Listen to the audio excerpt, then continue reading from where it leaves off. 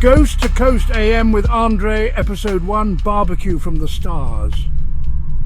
Welcome back, insomniacs and seekers of truth, to Ghost to Coast AM with Andre, the only late-night radio show that asks the real questions the government doesn't want you to think about. Was Roswell just an air balloon? Did Bigfoot work for the DMV? And most importantly, are extraterrestrials using your driveway as a cookout spot? My guest tonight, calling in from deep within the Colorado mountains, is Renee, a man who claims to have witnessed what can only be described as a celestial tailgate party. Renee, can you hear me? Yeah, loud and clear, Andre. Long-time listener, first-time experiencer of, what I guess you'd call space cuisine. Let's start at the beginning, Renee. Walk us through what happened. Well, I was in my trailer, winding down with a cold milk and an old Three's Company rerun, when I hear this weird hum outside. Not like a truck or a generator, more like a, dentist drill, but bigger. A mechanical hum. Classic UFO signature. Go on. So I step outside, and there in my driveway are three little gray fellas. About 3 feet tall, big old black eyes, heads shaped like an egg stood up the wrong way, and, Andre, they had my neighborhood possum. Are you telling me these interdimensional beings, traversers of the cosmic void, had abducted and possibly executed a possum? Not just executed, cooked. My God. They had a whole setup, Andre. A little floating blue fire, no smoke. Smelled kinda sweet, almost like barbecue sauce.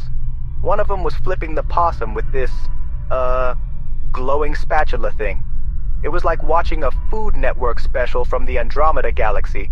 And you're certain they weren't just fixing a transmission or performing some kind of alien surgery?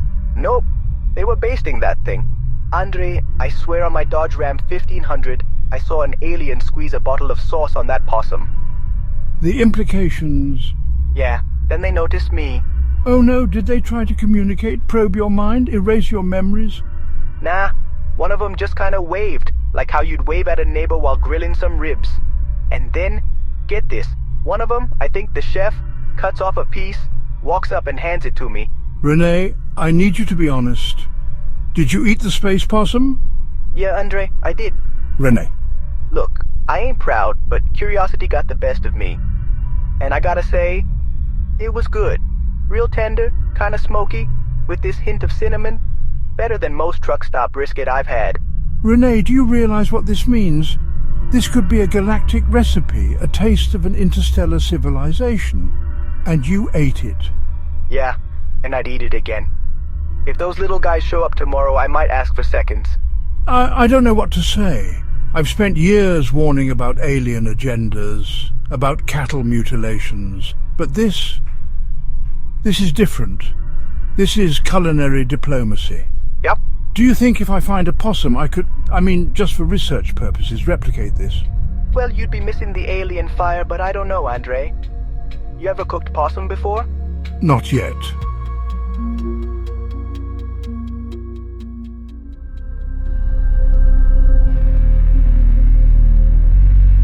Welcome back to the only show where the paranormal meets the absolutely ridiculous. I'm your host, Andre. Tonight we have a special caller with an even more special story. Please welcome Andy. Andy, what's up? Hey Andre, big fan. Huge fan. Love what you do. You know, I was gonna call last week, but I had a situation. A, spooky situation. I'm already bracing myself. Go on. So I was driving down the highway real late, like around midnight. Roads were empty, classic horror movie setup. And I see this dude walking on the side of the road. Hoodie, hands in pockets, real moody, like he's starring in his own sad music video. And you stopped? Of course I did. I'm a good Samaritan, Andre. Plus, I figured, hey, maybe this guy just got dumped and needs a lift to the next city to beg for forgiveness. Been there, done that. So, you just let him in your car? Yep. Opened the door, didn't say a word, just got in. Real quiet type. Thought maybe he was shy. So, I tried to make small talk, like, you from around here? Got a name? Seen any good movies lately? And he said? Nothing, not a peep. Just sat there, looking down, pulling his hoodie over his face like he owed me money. Real rude if you ask me. Right, because the creepy midnight hitchhiker should have better manners. Exactly. So I keep talking. Asking him stupid stuff, just to break the ice. Hey, you ever fight a raccoon?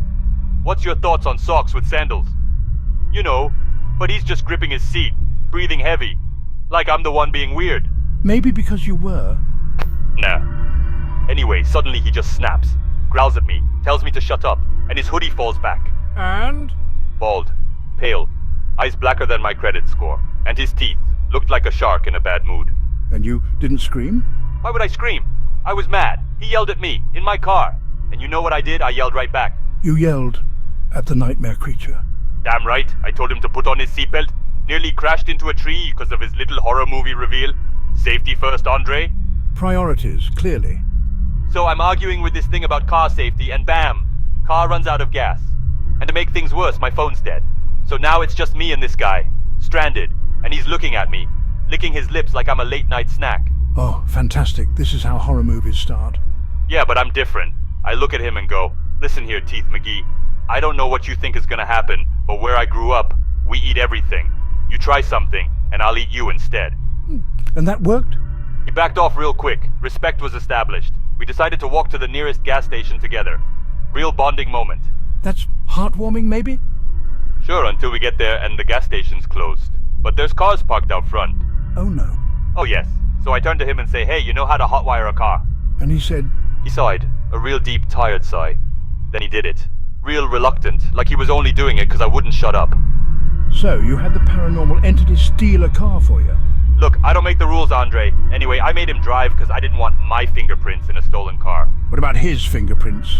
Not my problem. So he drives me home, drops me off. End of story. What happened to him? Dunno, but I did call the cops and report the stolen car. You called the cops on the black-eyed monster? I mean, he did steal a car, Andre.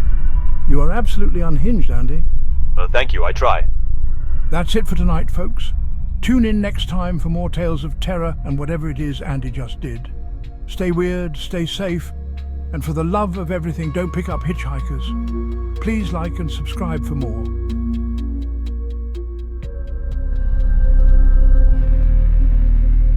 Good evening, or morning, or whatever eldritch liminal space you exist in. You're listening to Ghost to Coast, the only late-night radio program currently being hosted by me, Alex, because our usual host, Andre, is missing. He told the station he was going on a personal journey to uncover what sleeps beneath the pyramids. We haven't heard from him in 13 days, but his dog's been fed, and his fridge was still running. So that's fine. Tonight's episode is Drive-Through Time Loop, and joining us is Sang, a former night manager at a fast food taco restaurant who recently experienced something crunchy with a side of supernatural. Sang, welcome. Yeah, hey. Thanks for having me, Alex. Glad to have you, Sang. And before we get into your encounter, just curious, where are you originally from? South Korea. Ah, your accent is very good, by the way. Is that kind of racist? Maybe. I don't know anymore. Is it? Anyway, go ahead with your story. I don't know either. Sometimes I can be a little sensitive. All right, so I was just hired to be the night manager at this taco place. I won't name it, but let's just say the logo is a thing that can ring, if you know what I mean. It was just me, solo shift. Place closes at 2 a.m., right? Everything was normal, quiet. I'm wiping tables, mopping up. Then around 2:45, I hear this loud boom. Like something exploded on the freeway nearby. But I didn't see anything. I figured, not my problem. Could be California. Right. Could be anything out there. Coyotes, sinkholes, or just unregulated vibes. Or a bazooka. Possibly Andre's ghost. Where's my bazooka? What? Nothing. Go on. So I go back to closing up. I'm almost done. It's just before 3 a.m., and suddenly someone pulls into the drive-thru. I look at the monitor, and it's an old black Chevy. Loud engine, paint peeling, real crusty 70s energy. Like if a car could smell like old cigarettes and resentment. I hop on the mic and say, "Hey, sorry, we're closed." And then I hear this whisper. Real creepy. Like someone licking your ear with sound. I want 2 bean and cheese burritos and 4 beef soft tacos. Okay, to be fair, that's a pretty standard order. I'd eat that. Yeah, but remember, I just told them we're closed, like 5 seconds ago. So I tell him again, sorry, we're closed. Try again tomorrow. And then same whisper. Like exactly the same. 2 bean and cheese burritos and 4 beef soft tacos. Now I'm annoyed. So I just go, all right, fine. That'll be $100. Then I hear it again. Okay? They agreed to the price? Yeah, no haggling, just okay. So now I'm thinking, heck yeah, easy $100. I sloppily throw the burritos and tacos together, don't even wrap them nice. It was taco anarchy. I turn to the window to collect my money. And there's nothing there, no car, no lights, just empty parking lot. Quiet, like Ghost Uber Eats. I look around, nothing. Then I hear that boom again, same exact sound. Louder this time, like it was closer. Like it stubbed its toe on the dimension. So I say screw it, I finish cleaning up. I look at the clock, it says 3 a.m. Wait, you said it was just before 3 a.m. earlier. Yeah, I thought so too. But it's still 3 a.m. Suspiciously 3 a.m. And then, you're not gonna believe this, the same car pulls into the drive-thru again. Same engine rumble. Same slow creep up. And this time, through the intercom, I hear 2 bean and cheese burritos and a large boba iced tea. Now, that's unusual. I love boba iced tea, especially when it's cursed. Right?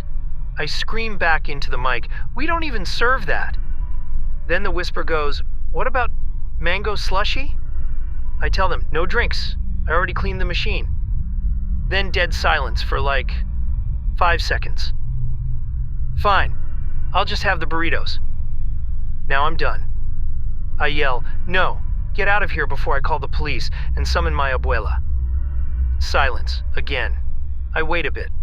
No movement. I peek my head out the window. No car, just still heavy night. Like the air itself was holding its breath. Then suddenly, boom, loudest one yet, like it was inside the building. I turn around, and there's a guy, black clothes, hoodie, holding a gun, and I swear the man had teeth like corn that lost a fight. Now, that's a twist. Yeah, he points it at me. But I'm like, hell nah, bro. I work night shifts. I don't come to play, I bring heat. He pointed his teeth at you? No, the gun. So I duck behind the fryer and we start blasting. Like a low-budget action movie. He misses. I graze him in the butt. He stumbles out the back and jumps into, guess what? A giant corn with wheels. No, the same old black Chevy. He peels off like a ghost trying to beat traffic. I look at the clock again. 3:01 a.m. I just grab my backpack, steal 2 cinnamon twists, and leave. Haven't been back since. I quit. That's probably fair. Have you had any other contact? Seen the car since? Applied for a new job? Nope. But I better get paid for that night. Still waiting to hear back. Anyway, sometimes when I microwave tacos at home, I swear I hear a whisper through the vent. Mango slushy. By the way, are you hiring? No, sorry. We are low budget and get paid with hemorrhoid cream. Well, Sang, thank you for sharing. You've given our listeners something new to fear every time they crave late-night fast food. Stay safe, and maybe skip the boba next time. No problem. Also, tell Andre I hope he's not cursed with hemorrhoids. Oh, it's too late for that. Plus, he still owes me $20 too. Coming up next on Ghost to Coast, a man claims his cat is a reincarnated Civil War general. Just kidding. I have no idea what the next guest is going to say. Stay tuned. Please like and subscribe for more content.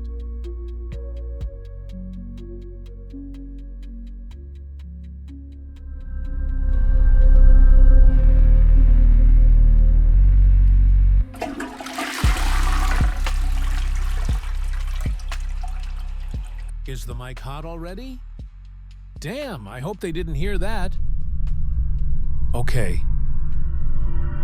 It's 2:13 in the morning, and if you're still up, it probably means you're one of the few who know the truth, or at least know that the truth has a weird walk, size 28 shoes, and may suffer from chronic arch pain.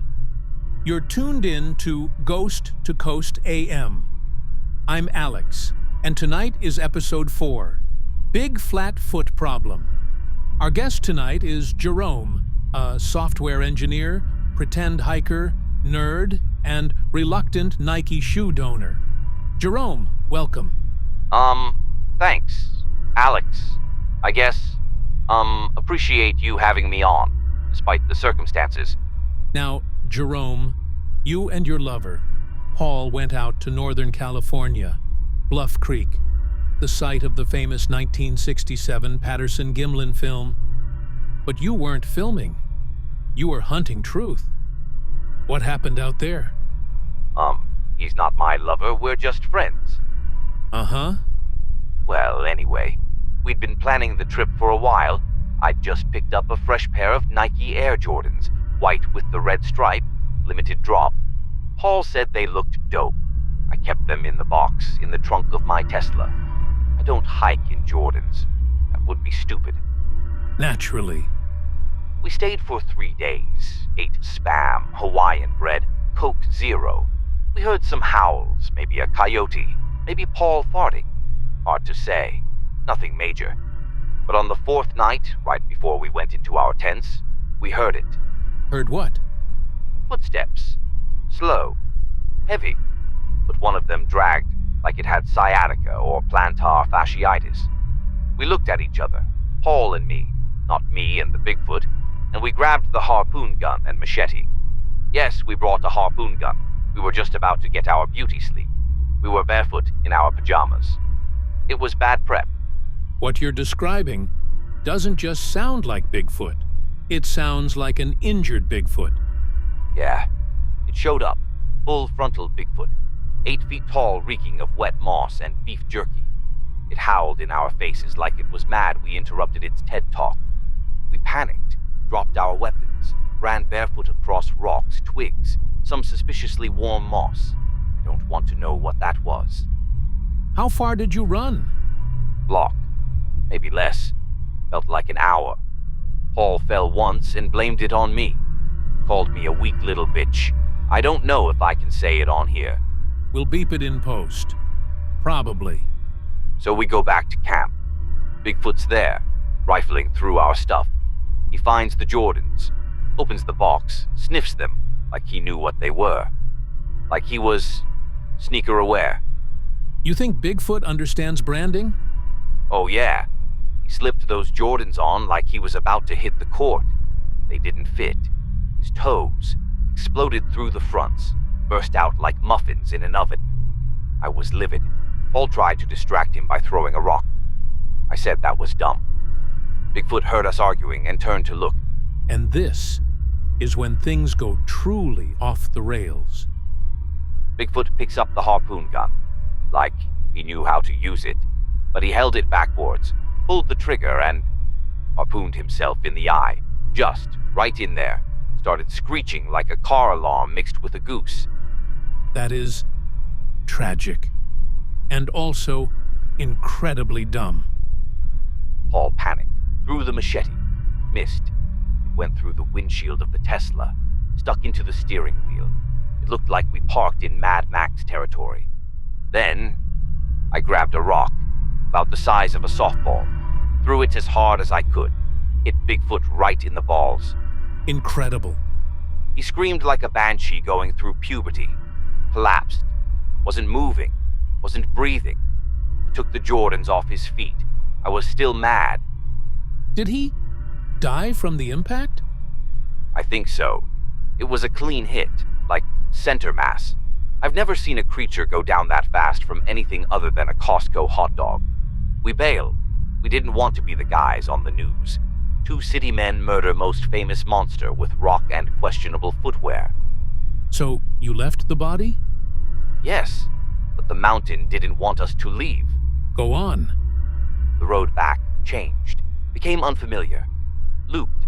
Tesla battery died after 2 hours. Should have known better. Paul's idea. We walked barefoot until an old black car picked us up. The driver never spoke, just grunted. It smelled so bad in that car. If there was ever a diarrhea bath with a hint of tacos, the car was the tub. So I just kept trying to tell him to get us to a store or something, but I couldn't tell if he understood. Eventually, we communicated by pointing. Drove us to a gas station, then vanished. Vanished? Turned to thank him. Car was gone. No sound, no taillights, no dust, just gone. But the poop smell was still strong in the air. Jerome, did you ever report what happened? No, I didn't want to be detained. Or dissected. There are no reports of a Bigfoot body being found in Bluff Creek. No news, no sightings, no footprints, nothing. Strange. That's what bothers me, like it never happened. But the shoes are still ripped. The Tesla's still got a machete in the dash. And my feet still hurt. Yeah, that's it. Well, thank you, Jerome. Ladies and gentlemen, was it all a hoax? A hallucination brought on by Spam and zero sugar soda?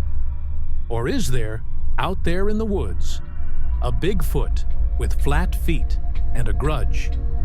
Well, I'd say that's a good finisher for tonight. We'll see you next time on Ghost to Coast AM. Remember to like and subscribe for more Ghost to Coast AM.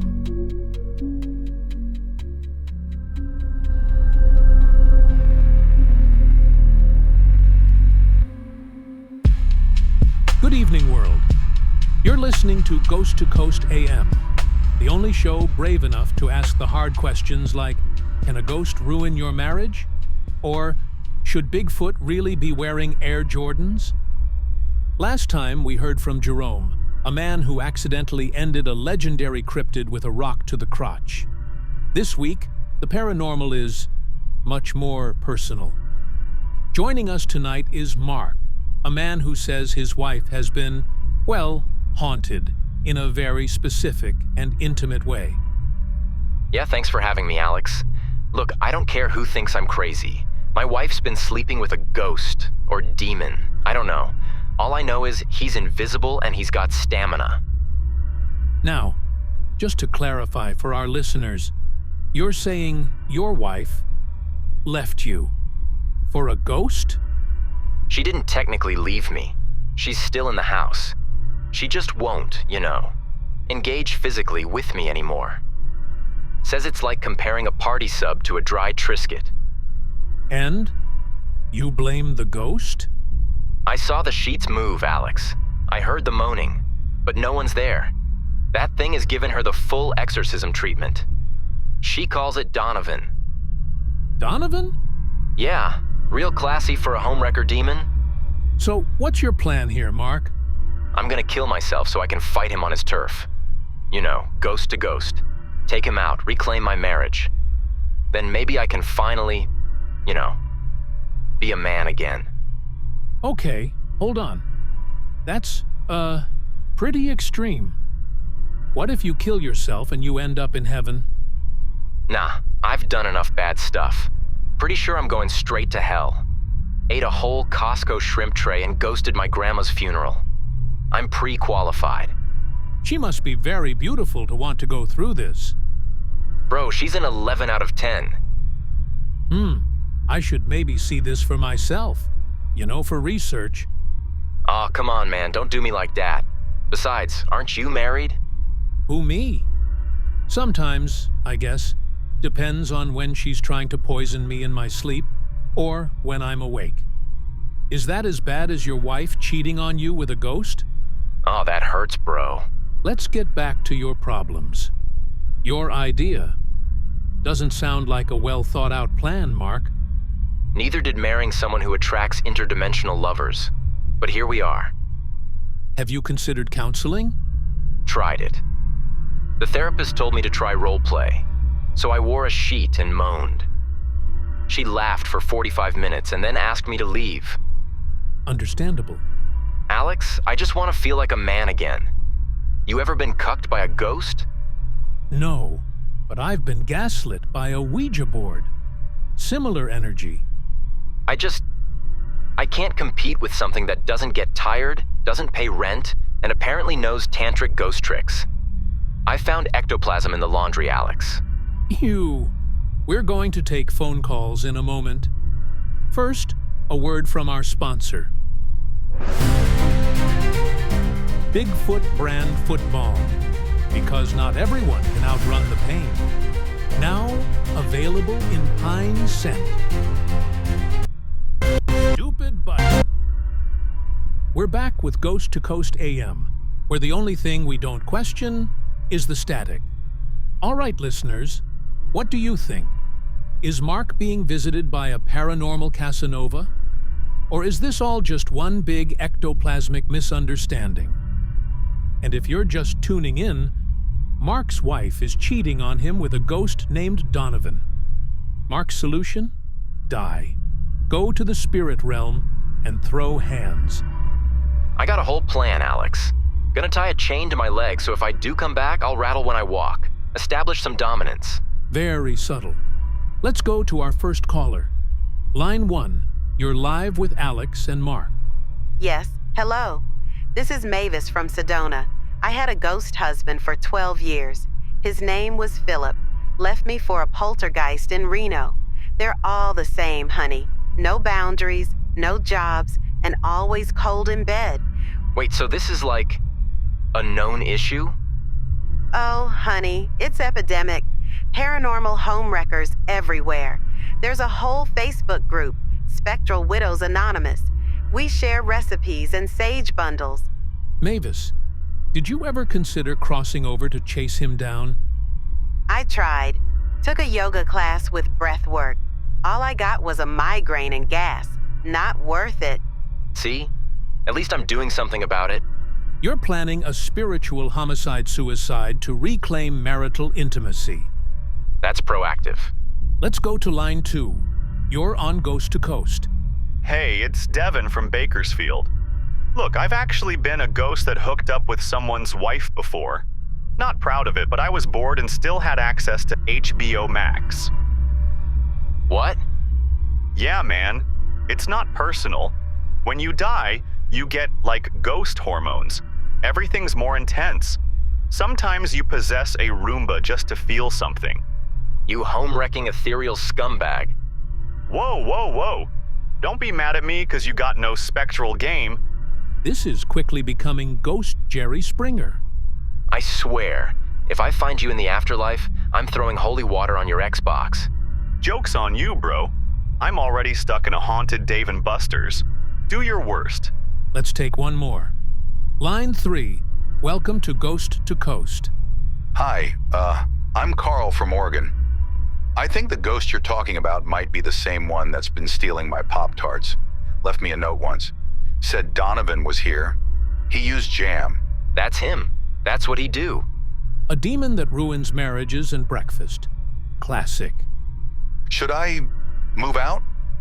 Yes, unless you want to wake up hearing Barry White and your toaster moaning. Okay, thanks, bye. Mark, final thoughts? I just want my wife back, and maybe my dignity. And also maybe a taser, just in case he shows up again and I'm still alive. Well, I'd suggest therapy before necromancy. But what do I know? I'm just a guy who once interviewed a man who made a ghost steal a car and drive him home. Next time on Ghost to Coast AM, is your cat a familiar or just really judgmental? We talked to a woman abducted by mafia gangster aliens. Oh boy. Good night, America. Watch the shadows and keep your spouses ghost-proof. Remember to like and subscribe for more Ghost to Coast AM.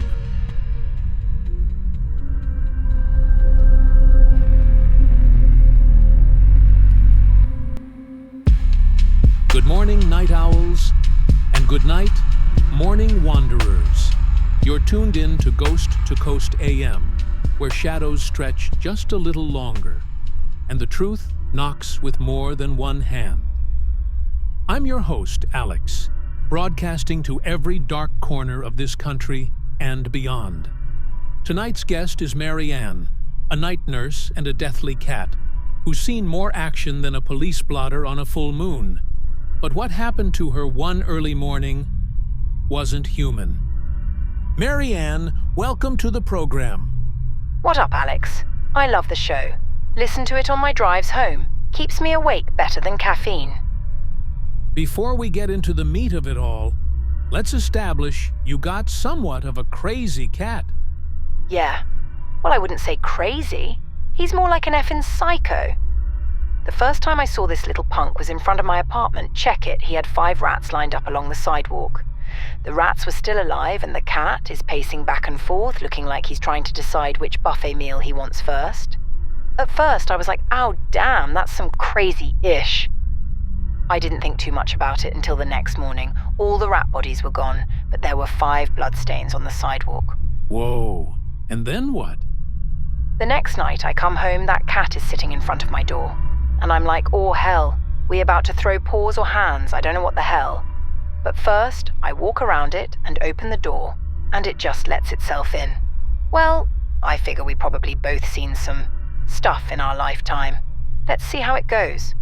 Since then, I guess my place is its main hideout. All right, so it's just you and the cat that live together.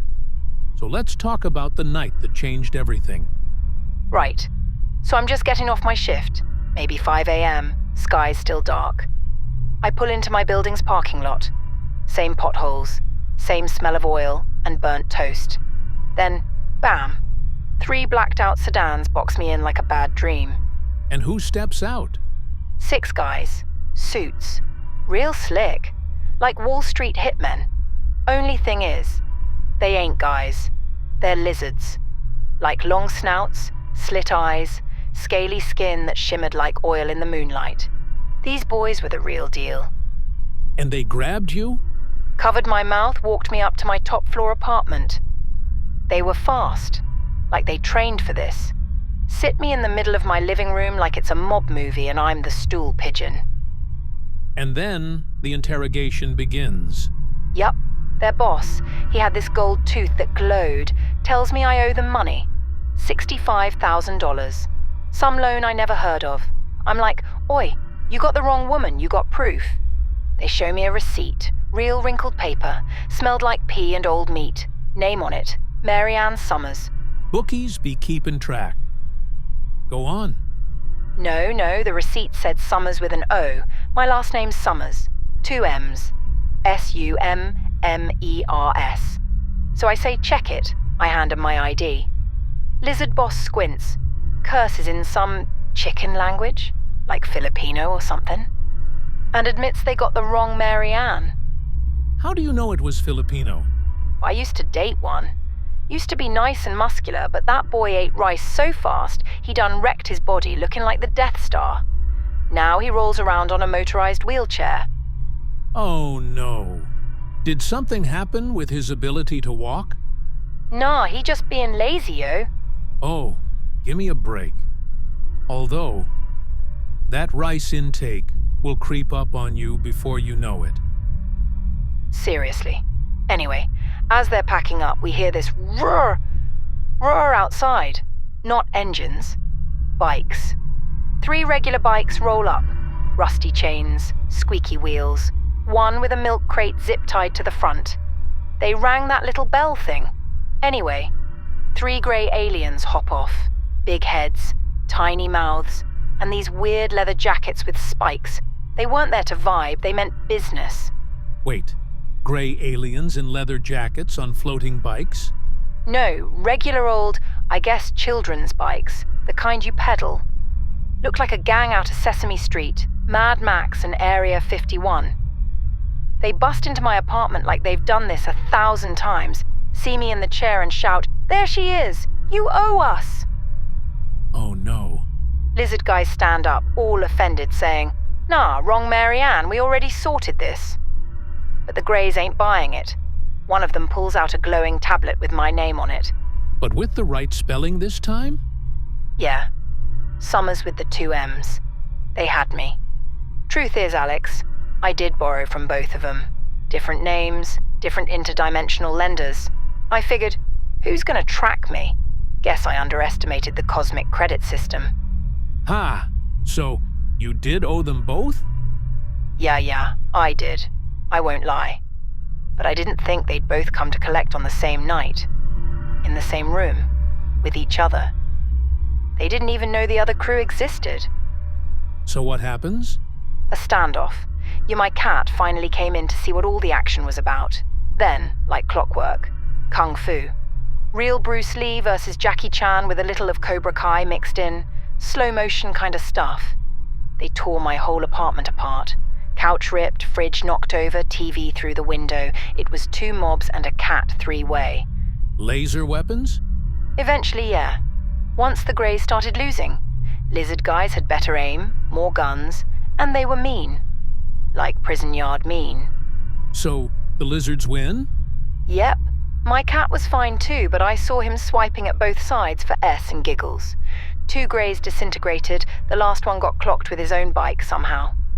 I don't know how it got up there. They search the Greys' pockets and find loads of cash. Lizard boss shrugs, says, "There's about 80K on 'em. That'll cover it. Debt forgiven." Then tells his guys to stuff the Greys' bodies and their bikes into the trunks of the original 3 sedans. Wow, all into the trunks? Oh yeah, it was a tight squeeze. Looked like when you try squeezing in that last piece of barbecue pork into your fat mouth and you're about to chew and poo at the same time. They even argued over who got to drive which car home. And just like that, they were gone. What happened next? I moved. Out of state. New name, new home, no online purchases. I paid off some other debt through, let's say, creative means. But I still keep my curtains shut and a bat by the bed. If they ever come back? Then I'll ask for payment plans. Or a gun that works on more than just raccoons. But I got my cat anyway, so good luck, bitches. Did it ever occur to you that these were just men wearing their masks? Hiding their identity? That would be retarded. Well, you are certainly something. Aye, what that's supposed to mean? All right, well, who am I to argue? Debt follows you. Across borders. Across galaxies. Sometimes even across dimensions. Thanks to Marianne for reminding us that identity theft, alien kung fu, and shady loans all have one thing in common: paperwork. Stay safe out there, night travelers. Don't forget to like and subscribe for more Ghost to Coast AM. This is Alex, signing off.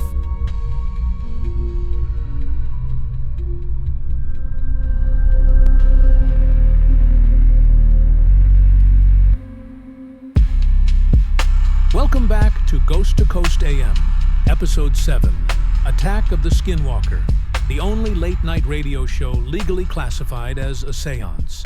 I'm your host, Alex, and tonight's topic, Skinwalkers. The supernatural horror nobody invited, yet somehow always shows up just in time to ruin your camping trip. Joining us is a very special guest, Bill Calzanetti, former park ranger, current man who has seen things. Bill, for those just tuning in, tell us what exactly is a skinwalker. Well, Alex, in Navajo folklore, a skinwalker is a type of harmful witch who has the ability to turn into, possess, or disguise themselves as an animal. We're talking full-on werewolf cosplaying coyote mode. They usually show up late at night, cause mischief, and carry the general energy of a cursed Craigslist ad. So basically, if a shapeshifter and a poltergeist had a baby raised by raccoons in a trench coat, you'd get a skinwalker. Exactly. And let me tell you, I met one in person, 2007, Bryce Canyon. Tell us everything. I was on night patrol, just driving in on cold dark night. Thought I saw a hiker in distress, limping around like he lost a shoe in the dark. I called out, "You all right, buddy?" And this thing, it turned around, looked at me with these eyes that didn't belong to any mammal God's proud of, and said in a voice that sounded like it downloaded English off LimeWire, "Help me, E." Its spine looked like it was almost coming out of its back. So I did what any rational human would do. I yelled back, "Sir, I'm gonna need you to either identify yourself or stop doing that thing with your spine." Did it stop? Nah, it cracked backwards, like spine reversed itself. I drive up a little closer, it growled and launched a pine cone at me. Not joking, that pine cone was hot to the touch, so I stopped the jeep and jumped out, took off my park ranger hat, tossed it like a frisbee to distract it, because that's what Bear safety manual says in emergencies, improvise. Took off my jacket too, I go shirtless, to intimidate it with my pecs, and then I charged. You physically fought the Skinwalker?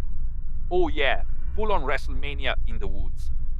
It slapped me with a clawed hand that left 3 perfectly parallel scratches across my ribs. Looked like I lost a tic-tac toe game on my torso. Then it tried to bite my arm, missed, and fell into a bush. I tried to talk it down first, said, "Hey man, I don't know what your deal is, but you asked me for help and then you started throwing hot pine cones. I'm not Mario Kart." But that only made it angrier. That's when it lunged again and scratched me across the thigh, like it was trying to autograph my leg with malice. Another swipe got me in the shoulder, tore my skin and my dignity in one go, so I kicked it twice, one kick powered by raw spite, the second powered by a questionable gas station beef jerky I'd eaten earlier. Both landed. It yelped like an offended goose. Wow. I got it in a headlock a couple times, but we were both so sweaty, it kept slipping out of my grip. I managed to pick it up and body slam it onto the hood of my car. No way. But it wasn't getting tired. But I was. Eventually, I just threw a glow stick at it and ran back to my Jeep. The light seemed to confuse it, like it couldn't decide if it was party time or fight club. Where did it go after that? It whimpered off into the darkness like a firecracker blew out its butt. After it was gone, I found some torn, stained underwear and a note that said "rude." Bill, that's the most aggressive park ranger story I've ever heard. We salute your service and your spine. Thanks, Alex. I still can't go near coyotes or hear Nickelback without flinching. That tracks. Folks, if you've ever had your own run-in with a cryptid or shape-shifting backyard goblin, call in. Unless you are one, in which case, please don't. By the way, Alex, I have more encounters with all kinds of wild things out there. We would definitely like to hear them. We'll have you back soon. You're listening to Ghost to Coast AM. We're here all night, whether we want to be or not. Don't forget to like and subscribe for more Ghost to Coast AM.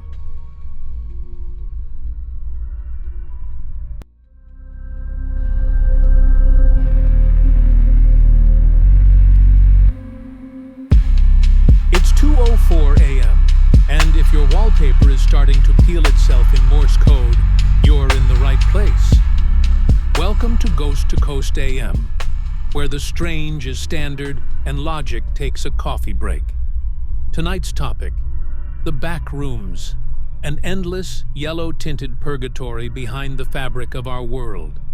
They say if you no-clip out of reality, that's where you land. But one of our callers says he not only landed there, his pet may have started a business while trapped inside. From Bakersfield, California, Marvin, you're on the air. Alex, first of all, big fan. Second of all, I wasn't trying to go to the back rooms. I was chasing my ferret, Falcor, through a copy center. And whoosh, reality folded like a cardboard box on fire. You glitched while chasing a ferret? Yeah. Falcor zipped behind the laminator, and I followed, and suddenly I'm not in Office Max anymore. I'm in what I can only describe as a haunted dentist's waiting room that goes on forever. The yellow walls? Yellow, beige, chartreuse.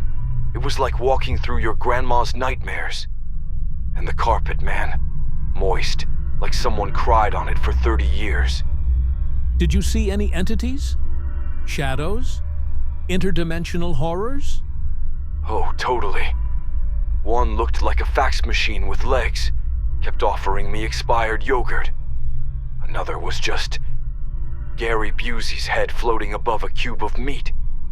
That could have actually been Gary Busey. That's what I'm saying.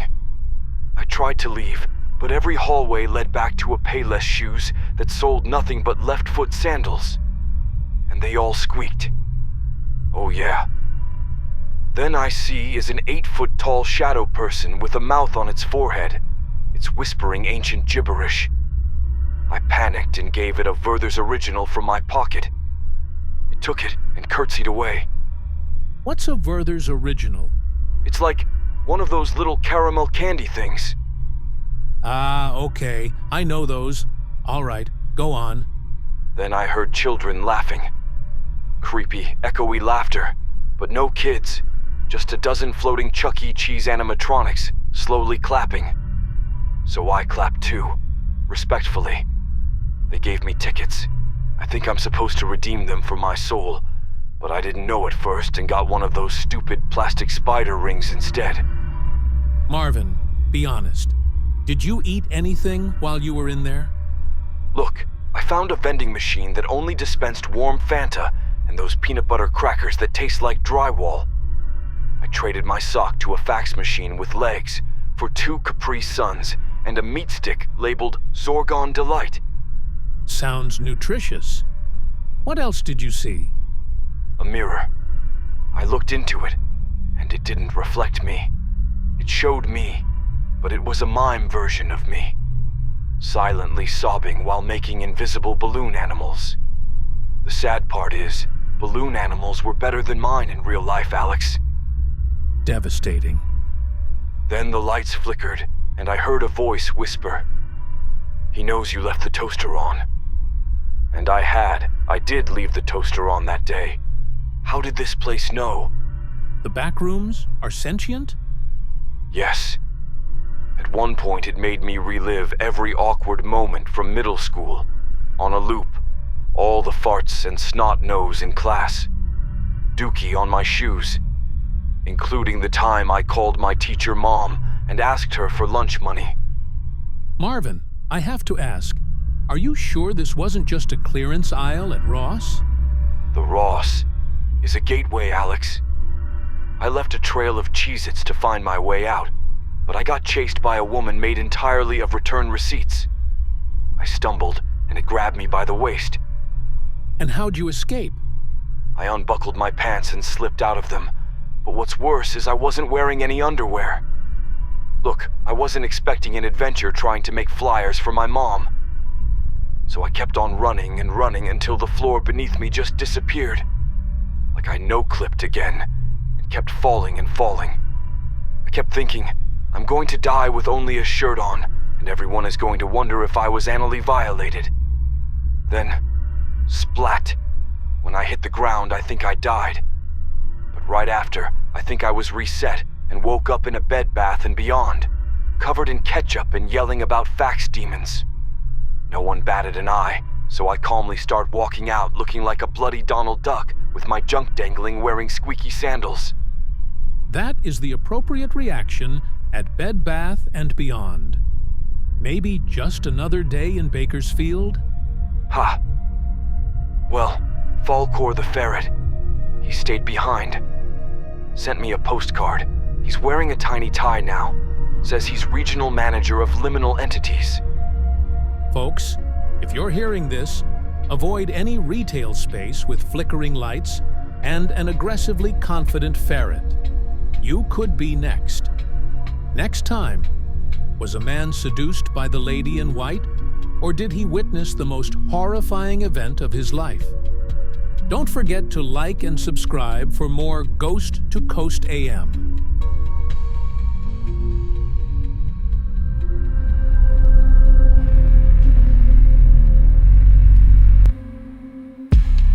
Welcome back to Ghost to Coast AM The Green Abyss. I'm your host, Alex, professional paranormal investigator and part-time DoorDash driver. They said the sea was angry, but it wasn't anger. It was passive-aggressive wetness. Like if your ex texted you K. Tonight, something is bubbling up from the deep. It's not just algae or unresolved trauma from middle school. It's the green abyss. Our lines are open, our bath toys are floating, and our sense of self-worth is circling the drain. First caller, you're on the air. Alex, I saw it. This huge green glow offshore. I thought it was a rave for whales, but then my seagull started speaking Latin. What did it say? Exodus est inevitable. Bring Cheez-Its. Terrifying. And honestly, Cheez-Its are a solid snack for the end times. Joining us now is Dr. Tibble Thatch, professor of obscure oceanic ontology at Miskatonic Community College's satellite campus, located in a spirit Halloween. Good evening. I've been studying abyssal deities since one spoke to me through my clam chowder.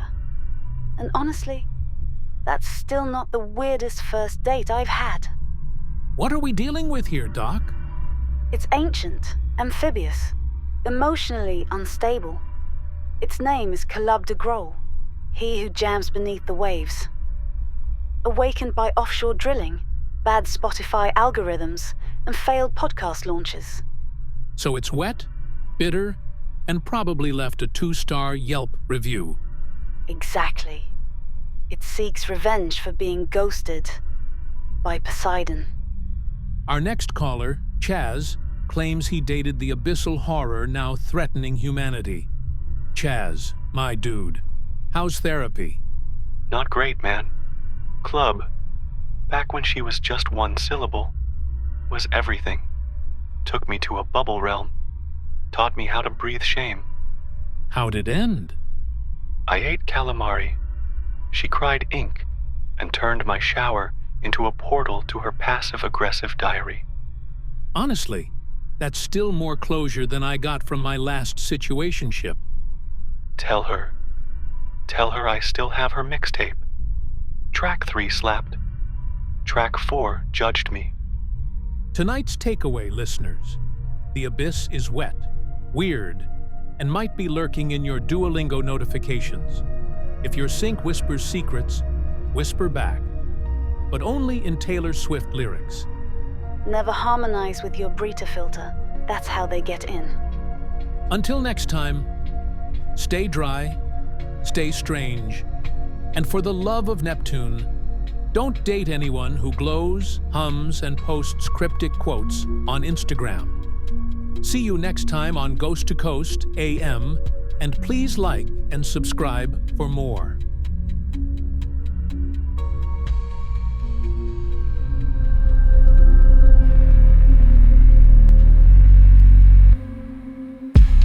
Welcome to Ghost to Coast AM. I'm Alex, broadcasting live from a haunted booth with terrible coffee and even worse life choices. Tonight's episode takes us all the way to the Philippines and straight into a nightmare rideshare scenario with the legendary Lady in White. Hey Alex, first-time caller, long-time believer. I'm Dennis from Pasadena. I'm in the Philippines right now on vacation. Beautiful country. A lot of confusing snack foods. I got tricked into eating a baby chicken in an egg. Ugh. Anyway, last night I had the weirdest Uber pool from hell. All right, let's hear it.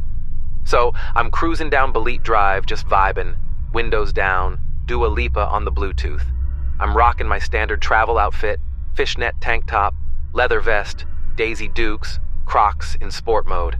Gotta stay breezy. I have so many questions, and I want answers to none of them.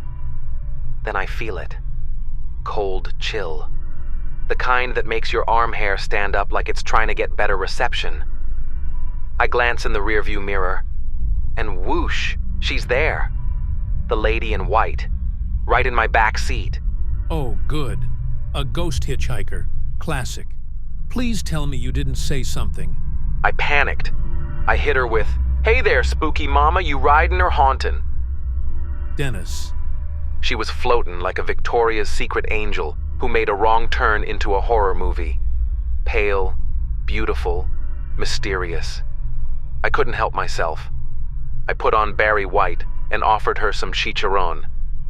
Nothing says romance like pork rinds and soul music. Exactly. I told her, "You like lumpia?" She didn't answer, just hissed real low and made my radio start blaring Air Supply backwards. I thought, hey, she's got taste. Dennis, that's not taste. That's a curse. But she looked at me, Alex. Through me. Through the fishnet. And I saw potential. So I said, "You free later? I know a great street food cart." She's a vengeance ghost, not your +1 to a food crawl. People say I give off a vibe. And I'm not gay, Alex. I just like breathable fabrics and emotionally distant women, preferably dead. Honestly, it checks out. What happened next? She floated backward out the window. No goodbye, just a gust of wind and the faint echo of Mariah Carey. Even ghosts know how to Irish exit. I left my number on a banana leaf, taped it to a tree, just in case she wants to talk, or haunt me romantically. So to recap, you tried to pick up the lady in white like she was a Tinder profile with spectral lighting. This is your first paranormal experience? First romantic one, yes. I've had a poltergeist throw a salad spinner at me once, but that felt more platonic. Great. Well, if you're listening, Lady in White, do not call him. Swipe left. Or drift eternally into the fog. Tell her I've got a Dobo and a Bluetooth speaker. I'm emotionally available now. I follow 2 therapy meme pages. That explains a lot, and yet somehow nothing.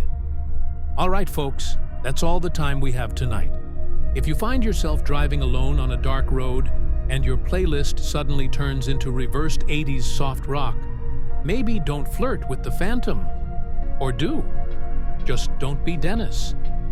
I've been Alex, your host, ghost therapist, and unwitting dating coach.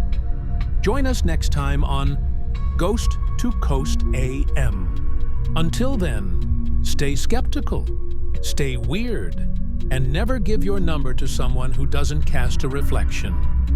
Please like and subscribe for more.